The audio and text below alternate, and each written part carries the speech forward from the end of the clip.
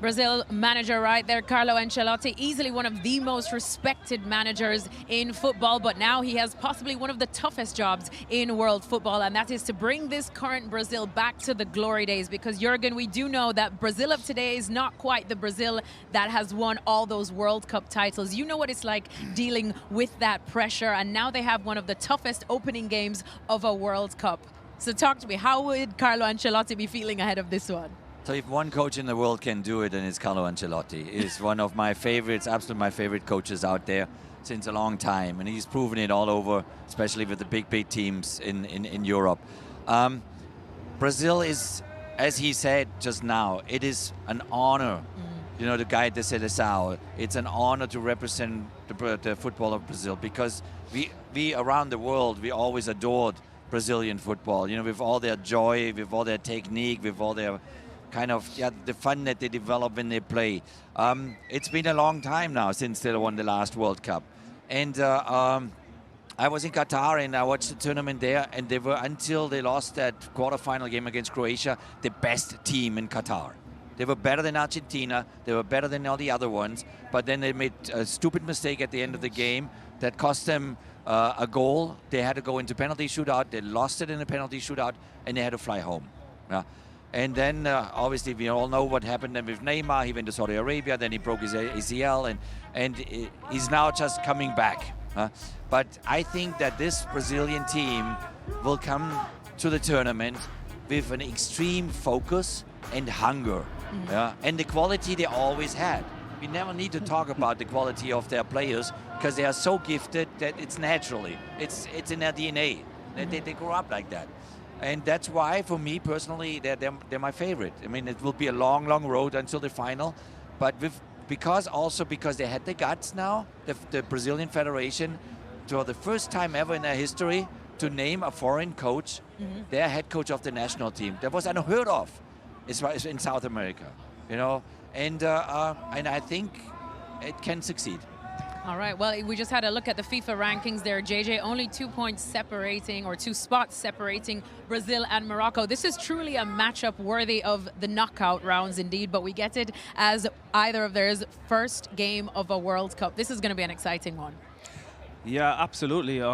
But I think that Brazil goes into that game as the favor. Clear favorites? Yeah, clear favor. And I think, especially now with Carlos Ancelotti as head coach, I think he brings some not only experience, but he has like this. With a lot of people you talked, if they played under him in Madrid, and you know, there's experience he brings in keeping the group together, in calm, and you can see how he talks. He's really relaxed on all the stuff what he's doing, and I think that is something. I think not, you know, they're not used to that. I would say that in Brazil, because if you wear the jersey of Brazil, you know that's heavy. It's straight away. You get always compared with players who had played for this country, and it's not easy for that player. So, and I think with a coach like him, he comes in and he keeps everybody a little bit down, keeps it, you know, and lifts everybody up, because you see the states and the teams he played, every player got better, and every player felt like he's a part of a big something, and then I think that is what Brazil needs, and I think that's an amazing game, and I think I would definitely watch it. Oh, we're definitely going to be watching it. Kasey, Brazil clear favorites for this one? I think so, but I think there's a little less expectation on Brazil, which might actually come to benefit, that they don't have this idea, because normally Brazil goes into every tournament they go into expected to win. Maybe even the fans at home don't really expect this Brazilian team to win. And if they can gel at the right time, beat a good team like Morocco in that first match, I'm with Jürgen. I think they could surprise some people and go all the way. Yeah, it's an interesting one, because Brazil are Brazil. We know their pedigree in World Cups, but it seems like they are slipping under the radar when we start talking about the favorites. Jürgen, do you agree with Kasey? If you're Carlo Ancelotti, do you kind of like this, the fact that people aren't talking or expecting of that much of you? Yeah, if I'm Brazil, I would like that, yeah. I mean, the expectations are always the highest. You know, they won the most World Cups in history, and they had the most amazing players throughout the decades, and you expect always, the most of that nation.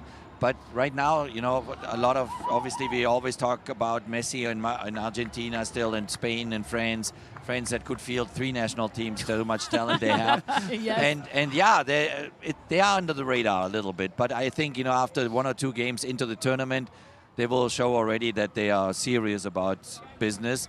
And this matchup with Morocco is fascinating, because Morocco played a fantastic World Cup in Qatar, you know, became one of the powerhouses in African football, and is a very difficult team to play against, because they're very physical, they're all over you, they interrupt the rhythm, and still have good technical players. So it will be fascinating to see these kind of 2 different cultures playing against each other. It happened a lot in North Africa the last 10, 15 years, you know, with nations like Morocco, who did well in Qatar. Algeria has a very, very good team. Tunisia is there. Egypt with Mo Salah. You know, we all can't wait to see him now.